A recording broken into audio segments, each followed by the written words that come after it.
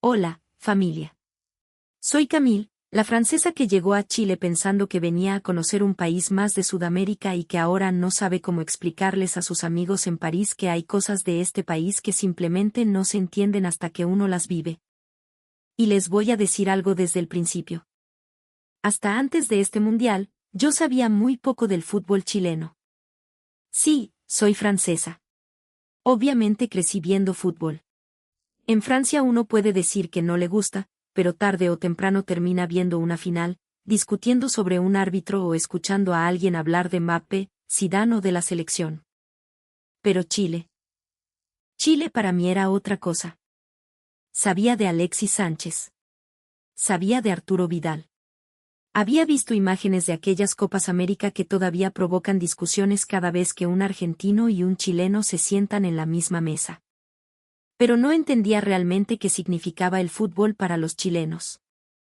Y mucho menos entendía algo todavía más extraño.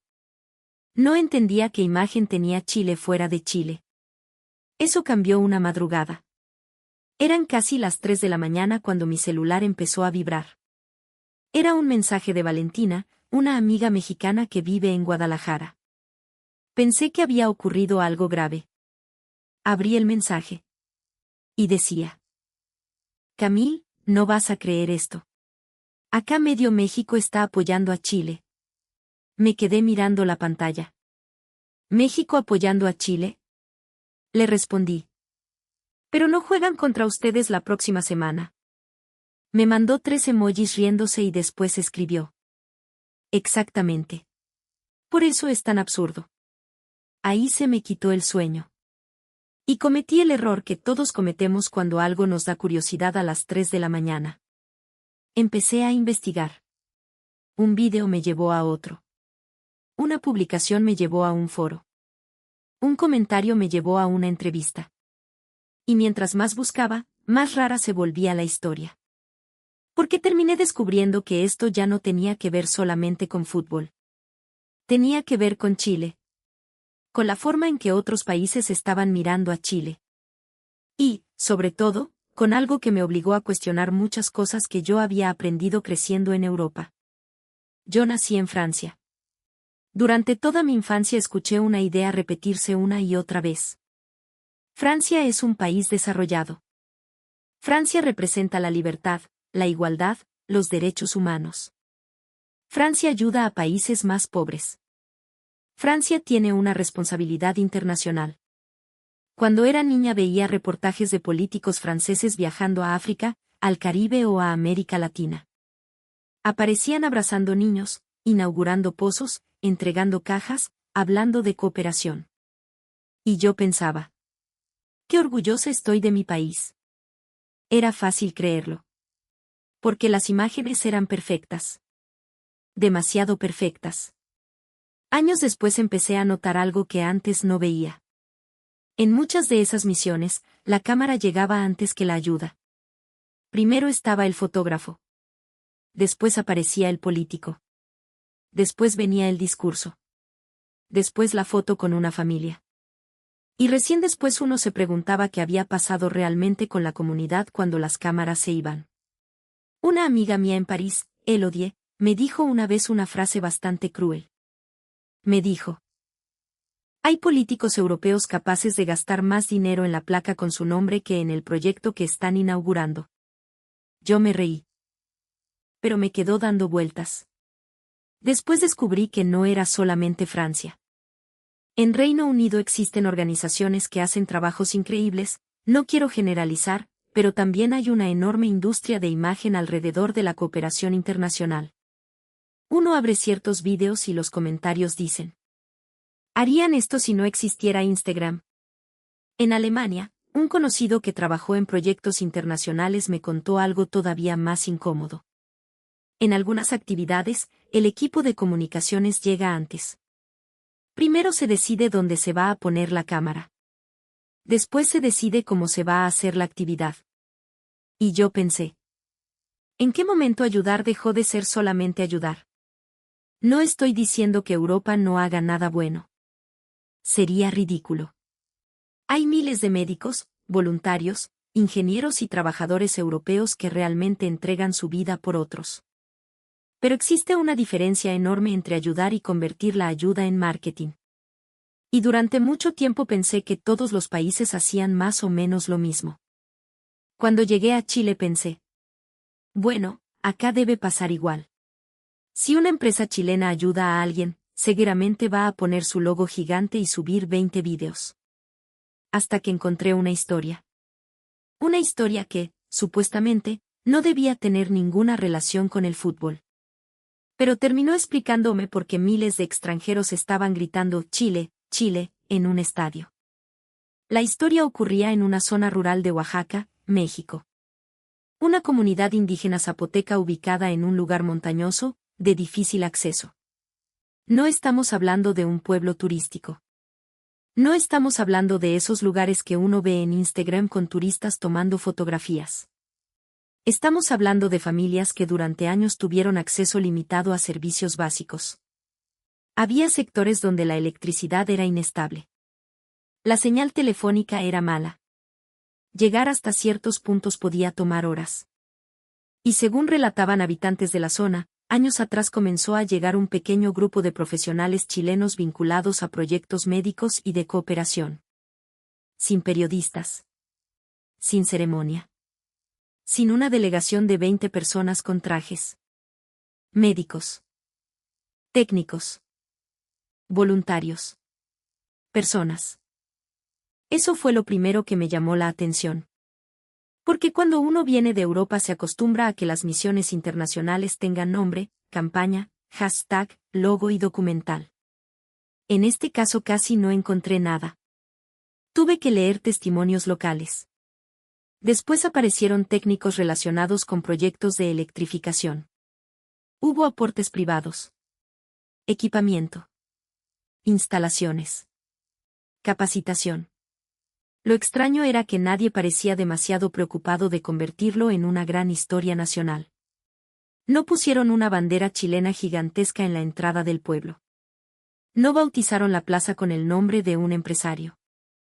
No instalaron una placa que dijera: Chile salvó este lugar. Simplemente trabajaron. Y se fueron. Eso me descolocó. Porque pensé: ¿pero dónde está la campaña? No había campaña. Y quizás por eso la gente no olvidó. Años después, cuando la comunidad comenzó a tener acceso más estable a electricidad y televisión, ocurrió una escena casi cinematográfica. Durante el Mundial, varias familias se reunieron para ver un partido. Chile contra República Checa. Para algunos adultos mayores del sector, era una de las pocas veces que podían seguir un torneo internacional de esa manera.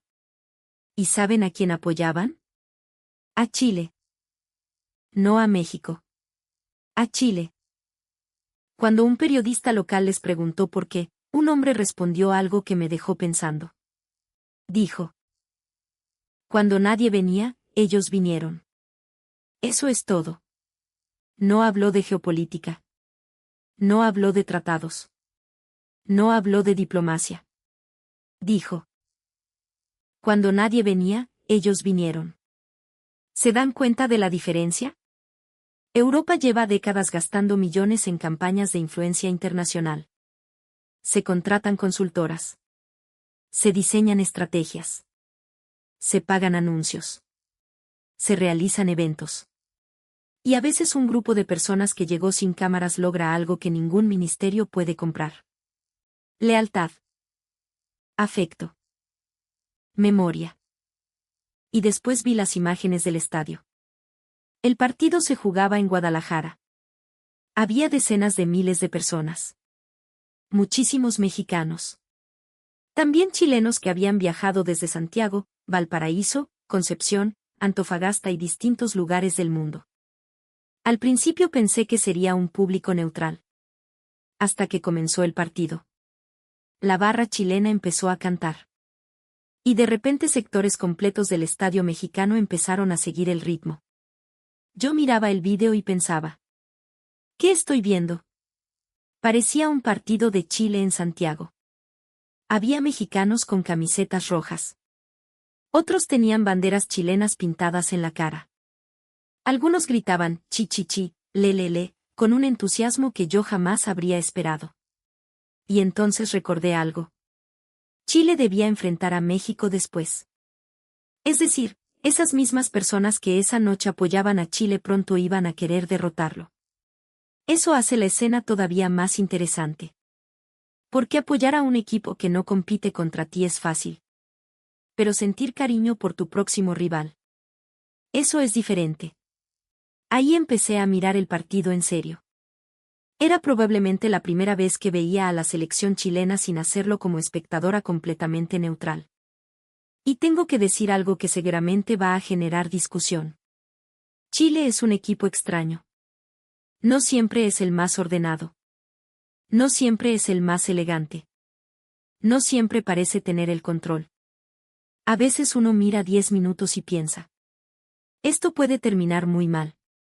Pero hay algo que cambia cuando sienten que el rival los mira desde arriba. Es casi psicológico. Si Chile juega contra un equipo considerado accesible, uno puede verlo nervioso, incómodo, incluso desconcentrado. Pero pongan enfrente a una selección que llega creyendo que va a ganar caminando. Y algo cambia. Los jugadores empiezan a correr de otra manera. Las barridas llegan con otra intensidad. Las discusiones se vuelven más fuertes. El estadio empieza a sentirlo. Un periodista español que estaba comentando el encuentro dijo: Chile juega como si cada pelota dividida fuera una cuestión personal. Me dio risa. Porque es verdad. Y quizás ese sea uno de los motivos por los cuales tantos extranjeros conectan con el fútbol chileno. Brasil muchas veces parece arte. Alemania puede parecer ingeniería. Francia, cuando está bien, parece potencia física mezclada con talento. Pero Chile. Chile muchas veces parece supervivencia.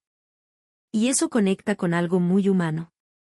Cuando ves a un equipo lleno de estrellas ganar cómodamente, lo admiras.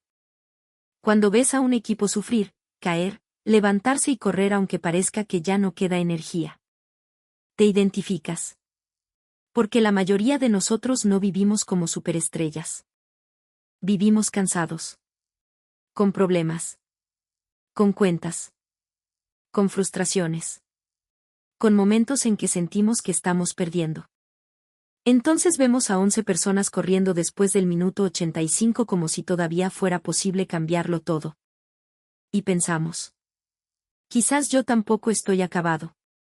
Ese partido contra República Checa terminó convirtiéndose en exactamente eso.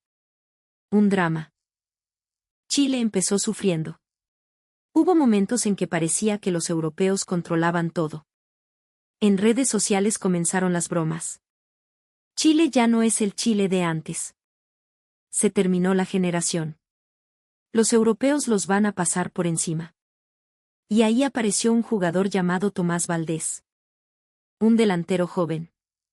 No era la gran estrella. No era el futbolista de los comerciales. No era el nombre que aparecía primero en las portadas. En el mundial anterior ni siquiera había sido considerado como protagonista. Era de esos jugadores que pasan años esperando una oportunidad. Entró desde la banca. Quedaban pocos minutos. Chile perdía. Y en una pelota que parecía perdida, corrió. Un defensa rechazó mal. La pelota quedó viva. Valdés apareció. Remató. Gol. Empate. El estadio explotó. Pero faltaba más. En el descuento, Chile consiguió un córner. Subió medio equipo. Centro al área. Rebote. Otra pelota dividida. Y otra vez Valdés. Gol. Chile lo dio vuelta. Las cámaras mostraron algo que me dejó helada. No solamente lloraban los chilenos. Había mexicanos llorando. Un señor con camiseta de México estaba abrazando a un chileno que ni conocía. Una mujer mexicana gritaba el nombre de Valdés. Un joven sostenía una bandera de Chile mientras filmaba. Yo estaba viendo eso desde mi departamento y pensé: ¿por qué esto emociona tanto? Y creo que entendí. Porque no era solamente un gol. Era el tipo que llevaba años esperando. El que no aparecía en los titulares. El que probablemente había escuchado 1000 veces que había otros mejores. El que entró cuando todo parecía perdido. Y terminó siendo el protagonista. ¿No les parece familiar? Chile está lleno de historias así. Gente que no nace con apellido importante. Que no tiene conexiones. Que trabaja años. Que espera. Que se cae. Que vuelve. Y cuando finalmente aparece una oportunidad, tiene 5 minutos para demostrar todo. Eso no es solamente fútbol. Eso es una metáfora. Después del partido me puse a buscar reacciones mexicanas. Y ahí la historia se volvió todavía más absurda. Valentina me mandó un vídeo grabado en una taquería. Un grupo de chilenos había ido a comer. Al momento de pagar, el dueño rechazó el dinero. Los turistas insistieron. El hombre se enojó. Les dijo: hoy los chilenos no pagan. Uno de ellos pensó que era una broma. Pero el dueño explicó que llevaba años siguiendo música chilena, documentales, fútbol y que además recordaba perfectamente distintas muestras de solidaridad entre ambos países. Terminó poniendo tacos y tequila en la mesa. Después aparecieron más historias. En algunos bares estaban ofreciendo descuentos a personas con camiseta chilena. En otro local regalaron una ronda después del gol. ¿Significa eso que todo México ama a Chile? Por supuesto que no. No exageremos. Hay rivalidad. Hay bromas. Hay discusiones. Hay fútbol. Pero precisamente por eso esas escenas llaman tanto la atención. Porque el afecto no fue organizado. No hubo una campaña del gobierno diciendo: mexicanos, ahora tienen que querer a los chilenos. Surgió solo. En Reddit encontré comentarios de estadounidenses, británicos, españoles, brasileños y mexicanos. Uno decía: Chile puede perder, pero nunca parece aceptar que perdió. Otro: quiero que mi selección tenga esa desesperación. Otro escribió algo precioso: ellos celebran como un país pequeño que se niega a sentirse pequeño. Esa frase me golpeó. Porque Chile tiene una relación extraña consigo mismo. Los chilenos critican muchísimo a Chile. A veces más que cualquier extranjero. Uno llega como turista y dice: ¡qué hermosa esta ciudad! Y aparece un chileno. Sí, pero antes era mejor. Dices: ¡qué increíble el paisaje! Y alguien responde: sí, pero el camino está malo. Dices: me encantó la comida. Y te contestan: pero tenéis que probarla en tal lugar, ahí sí es buena. Al principio me parecía agotador. Después entendí que es parte de una cultura muy exigente consigo misma. El problema es que a veces esa autocrítica llega tan lejos que los chilenos no se dan cuenta de la imagen que proyectan afuera. Yo tampoco lo sabía. Hasta que empecé a leer. En Europa también había gente siguiendo a Chile. Vi vídeos de españoles cantando canciones chilenas. Franceses diciendo que querían ver a Chile avanzar. Incluso algunos checos admitían que les daba rabia perder, pero que era difícil odiar a un equipo que había corrido así. Y ahí apareció la pregunta incómoda. ¿Por qué? ¿Por qué un país geográficamente tan lejano puede generar ese tipo de simpatía? Creo que parte de la respuesta está en que Chile, durante años, construyó una imagen internacional sin darse cuenta. No solamente mediante gobiernos. No solamente mediante campañas. Mediante personas. Estudiantes. Médicos. Ingenieros. Trabajadores. Migrantes. Deportistas. Profesores. Chilenos comunes viviendo afuera. Y quiero contarles otra historia. Una amiga francesa mía trabajó en Canadá con un ingeniero chileno llamado Sebastián. Ella tenía una imagen bastante estereotipada de Sudamérica. Pensaba que los europeos eran más puntuales, más organizados y más profesionales. Sí, sé que suena arrogante. Pero es exactamente el tipo de prejuicio que existe. Un invierno hubo una falla grave en un proyecto. Era viernes por la tarde. La mayoría del equipo quería resolverlo el lunes. Sebastián dijo: si lo dejamos así, el cliente pasa todo el fin de semana con el problema. Se quedó. No porque se lo pidieran. No porque hubiera una cámara. Se quedó. Trabajó hasta la madrugada. Cuando terminó, ni siquiera mandó un correo diciendo: miren todo lo que hice. El lunes la jefa canadiense preguntó quién había solucionado el problema. Sebastián levantó la mano como si no fuera nada. Mi amiga me dijo. Ese día entendí algo sobre los chilenos. Alegan muchísimo, pero cuando queda la embarrada, aparecen. Me reí. Porque después de vivir en Chile esa frase tiene demasiado sentido. Los chilenos pueden pasar una hora criticando el sistema. Pero ocurre un terremoto, una inundación, un incendio, una emergencia.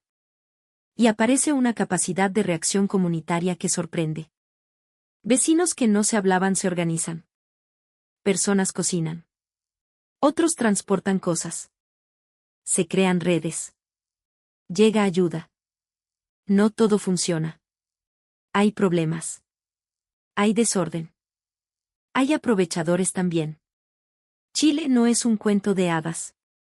Pero existe una memoria colectiva de enfrentar crisis. Y eso se nota hasta en el fútbol. Por eso, cuando alguien me pregunta qué tiene Chile que genera simpatía afuera, yo no pienso solamente en sus paisajes. Ni en el vino. Ni en el desierto.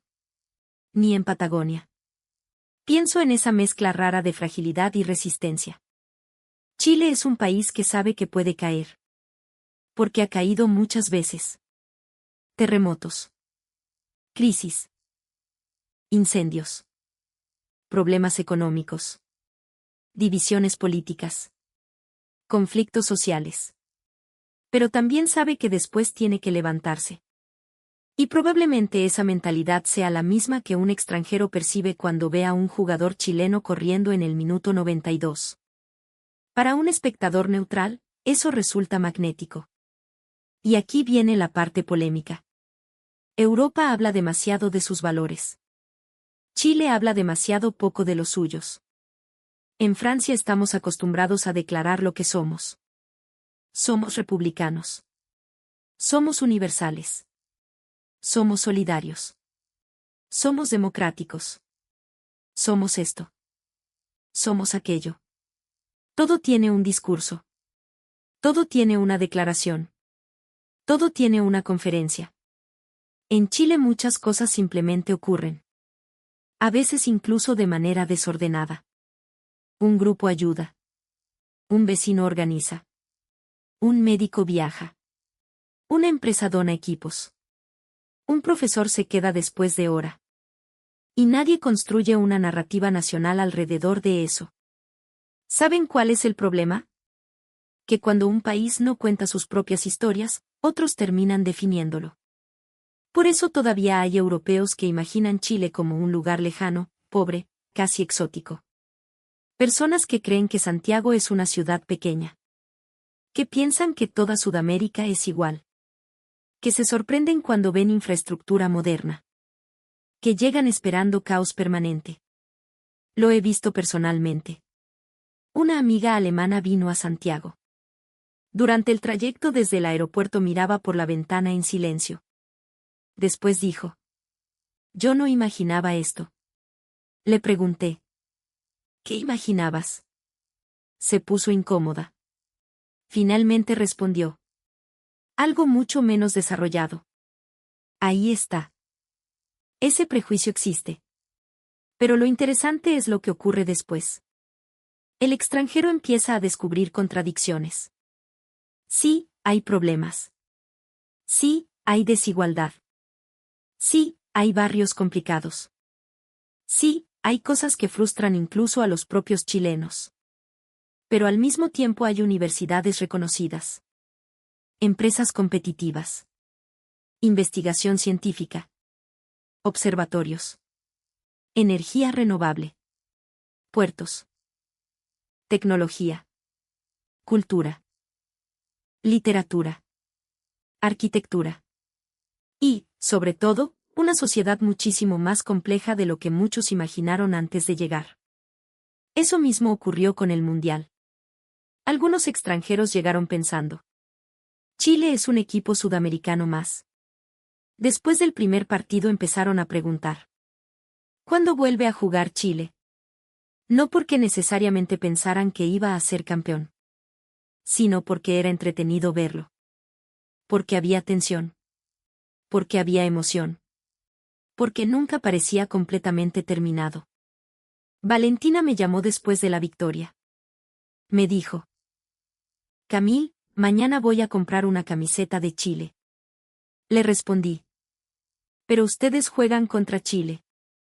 Me dijo: ese día me pongo la mexicana. Pero después vuelvo a la chilena. Eso es fútbol. Contradicción pura. Después hizo una pausa y dijo algo mucho más serio. Ustedes los europeos creen que para que un país tenga influencia necesita ser una superpotencia. Me quedé callada. Continuó: pero a veces basta con que la gente tenga buenos recuerdos de ti. Creo que esa frase resume todo este vídeo. Influencia no es solamente tener dinero. No es solamente tener ejército. No es solamente aparecer en televisión. Influencia también es que un mexicano recuerde al médico chileno que atendió a su padre. Que una canadiense recuerde al compañero chileno que se quedó trabajando cuando nadie quería hacerlo. Que un español recuerde al estudiante chileno que lo ayudó.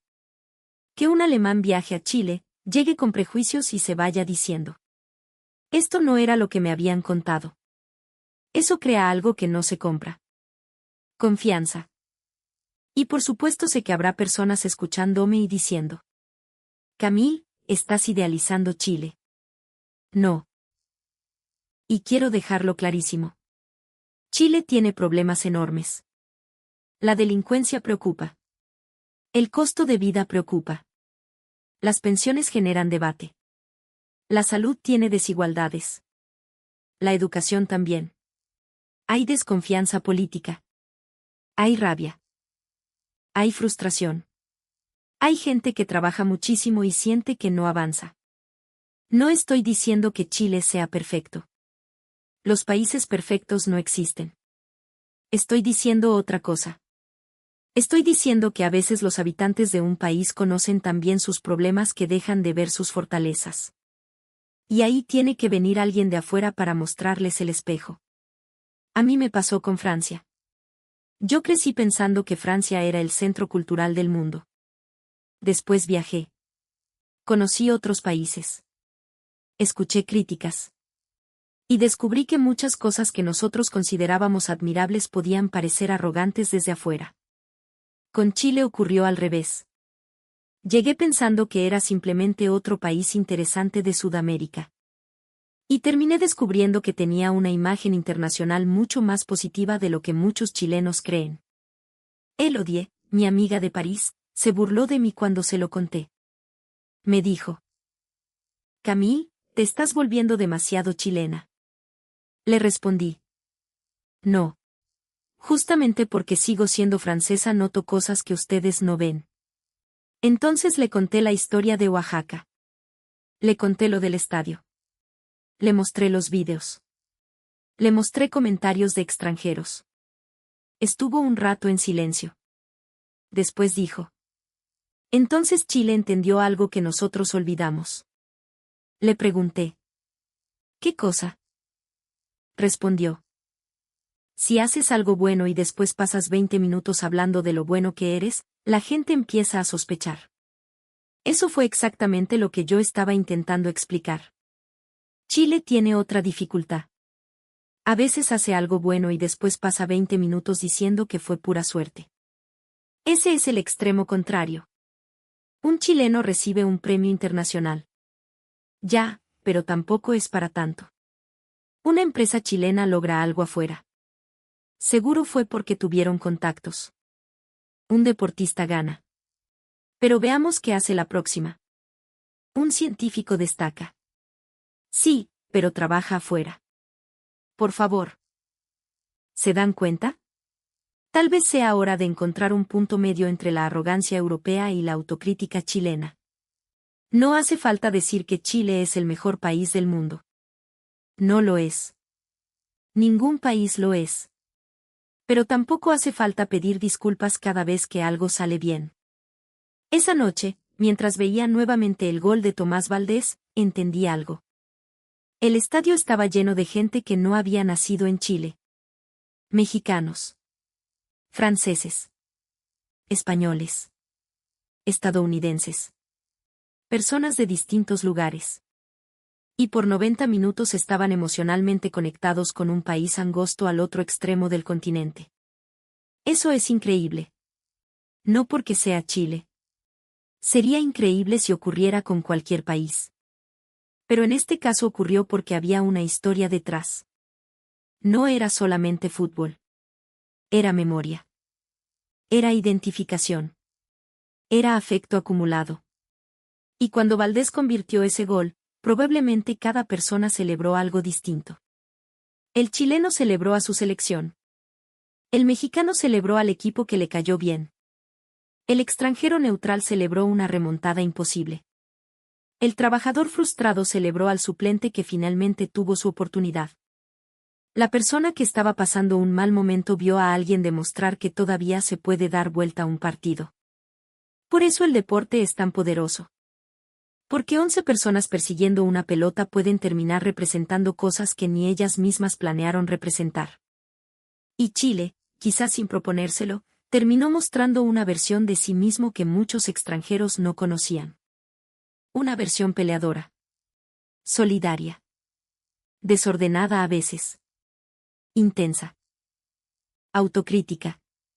Orgullosa cuando corresponde. Y profundamente emocional. Valentina me mandó un último mensaje antes de dormir.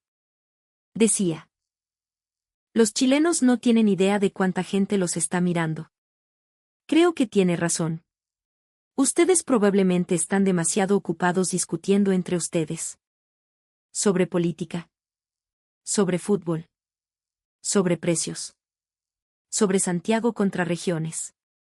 Sobre Colo-Colo y la U. Sobre si la marraqueta se llama marraqueta, pan batido o pan francés. Como para darse cuenta de que afuera hay personas observando. Y algunas están impresionadas. Otras tienen curiosidad. Otras están cambiando prejuicios. Otras quieren viajar. Otras simplemente quieren que Chile gane el próximo partido. Yo, una francesa que antes de este mundial sabía relativamente poco de la selección chilena, ahora me descubro revisando cuando juega nuevamente. Y eso me da risa. Porque Elodie dice que estoy completamente convertida. Tal vez. Pero yo prefiero decir que aprendí algo. Aprendí que la reputación de un país no se construye solamente en embajadas. Se construye en aeropuertos. En universidades. En restaurantes. En empresas. En hospitales. En estadios. En una conversación entre dos desconocidos. En la manera en que alguien trata a otra persona cuando nadie está mirando. Ahí está la verdadera imagen de un país. No en un comercial de 30 segundos. No en un discurso presidencial. No en una campaña turística. En la experiencia que una persona se lleva. Por eso aquella comunidad mexicana recordó a los chilenos. Por eso un dueño de taquería quiso invitar comida. Por eso miles de personas acompañaron un cántico. Por eso extranjeros que ni siquiera sabían explicar dónde quedaba Chile hace unos años ahora estaban pendientes de su selección. Chile no organizó todo eso. Y justamente por eso tiene valor. Así que sí. Chilenos. Pueden criticar lo que está mal. Deben hacerlo. Un país mejora cuando sus ciudadanos exigen. Pero también pueden reconocer lo que está bien. No todo orgullo es nacionalismo ciego. No toda crítica es inteligencia. A veces reconocer algo positivo simplemente significa ser justo. Yo vine desde París con muchas ideas preconcebidas. Algunas desaparecieron. Otras cambiaron. Otras se hicieron más complejas. Y probablemente eso sea lo mejor que puede ocurrir cuando uno conoce realmente otro país. Chile no resultó ser el país perfecto. Resultó ser algo mucho más interesante. Un país real. Con fallas. Con contradicciones. Con problemas. Pero también con historias que cruzan fronteras sin hacer ruido. Y quizás esa sea la razón por la que, cuando el estadio entero comenzó a gritar, Chile, yo sentí algo extraño. No era francesa apoyando a Chile. No era una extranjera fascinada con algo exótico. Era simplemente una persona mirando a miles de personas conectarse alrededor de una historia. Y eso me emocionó. Esta noche voy a encontrarme con Valentina. Me dijo que conoce una taquería cuyo dueño se volvió fanático de Chile. Según ella, si entras usando camiseta chilena, te pone salsa extra y empieza a hablarte de Alexis Sánchez aunque tú no le hayas preguntado nada. Quiero comprobarlo personalmente. Aunque tengo un problema. Soy francesa. Así que probablemente me va a cobrar completo. Pero está bien. Después de todo, todavía tengo dignidad europea. Por ahora. Quiero preguntarles algo a los chilenos que están viendo esto. ¿Alguna vez viajaron al extranjero y sintieron que los trataron diferente cuando dijeron que eran de Chile? ¿Algún desconocido les habló de fútbol? ¿De los mineros? ¿De terremotos? ¿De vino? ¿De Neruda? ¿De Gabriela Mistral? ¿De Alexis? ¿De alguna experiencia con otro chileno? Quiero leer esas historias. Porque tengo la sensación de que esta conversación recién está empezando. Y también quiero saber algo. Después de ver esta selección, ¿hasta dónde creen que puede llegar Chile? ¿Octavos? ¿Cuartos? ¿Más? Yo ya aprendí una cosa. Con Chile nunca conviene apagar la televisión antes del minuto 90. Porque cuando parece que todo terminó, es exactamente cuando comienza el drama. Así que desde México, desde Francia, desde Europa y desde cada rincón donde apareció alguien inesperadamente apoyando a la Roja. Vamos Chile. Y sí, Elodie. Si estás viendo esto desde París, puedes reírte todo lo que quieras. Pero cuando Chile juegue el próximo partido, sé perfectamente que vas a estar mirando. Nos vemos en el próximo vídeo.